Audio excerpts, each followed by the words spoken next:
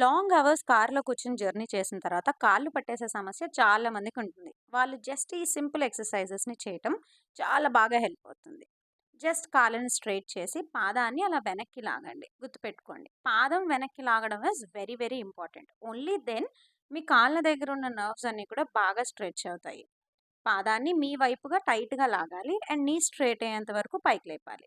Then sit and stand. మీరు ఎక్కడ కూర్చున్నారో అక్కడ just SIT and stand.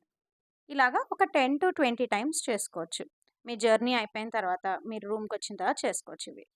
Next ఇంకొకటి ఏంటి అంటే జస్ట్ మన కాల్ని వేరే కాలు పైన పెట్టి కాలు మీద కాలేసుకున్నట్టుగా కిందికి నొక్కాలి.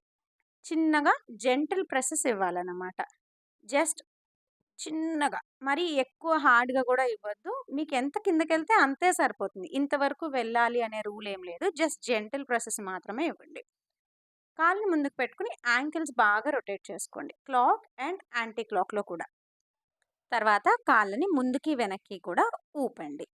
ఇలా చేయటం వల్ల మీరు చాలా వరకు లెగ్స్‌ని రిలాక్స్ చేసుకోవచ్చు. అండ్ మర్చిపోకుండా మీ ఫ్రెండ్స్ అండ్ ఫ్యామిలీకి కూడా షేర్ చేసి ఫాలో కొట్టండి.